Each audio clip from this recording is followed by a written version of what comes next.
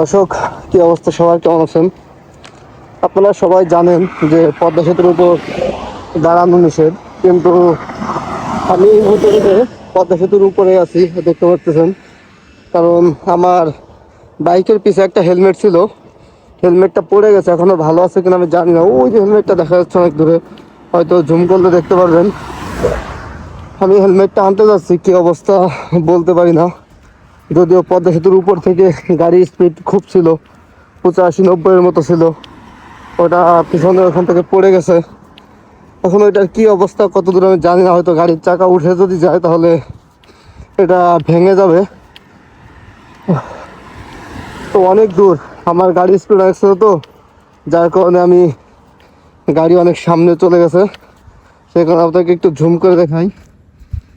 ওই যে ছোট একটা জিনিস দেখা যাচ্ছে, এই যে এটা হচ্ছে আমার হেলমেটটা। পরিস্থিতি দেখে মনে হচ্ছে যে ভেঙে গেছে। আসলে আমি শিওর জানি না। নিচে ওই যে মানুষগুলো দেখতে পারতেছেন, কত মানুষ নিচে। মনে হচ্ছে ভালো আছে।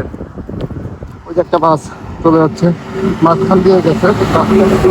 যাতে ওটা ভালো থাকে সেজন্য বাসটা এটা উপর দিয়ে যায় নাই। ট্রাকটাও মনে হচ্ছে এক সাইড দিয়ে যাবে। ও হেলমেটটা ভালো আছে, যা বোঝা যাচ্ছে হেলমেটটা ভালো আছে।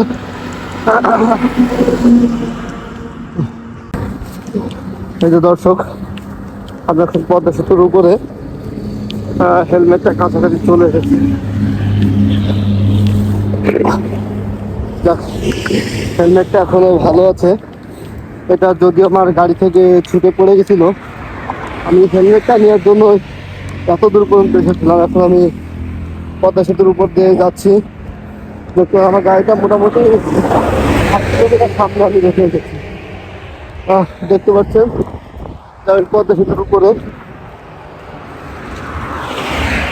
ওই যে আমার সাইডে দেখতে পাচ্ছেন যে পদ্মা সেতুর নিচে অনেক মানুষজন আছে, দেখতেছে। আর এই যে আমার হেলমেটটা দেখেন স্ক্র্যাচে কি হয়েছে, এটা পড়ে যাওয়ার পর অনেক জায়গা পাকার উপর মানে পিজের সঙ্গে গোতা খেয়েছে, তো যার কারণে অবস্থা।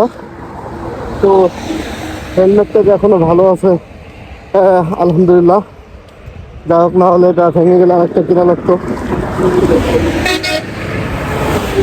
তা সবাইকে ধন্যবাদ।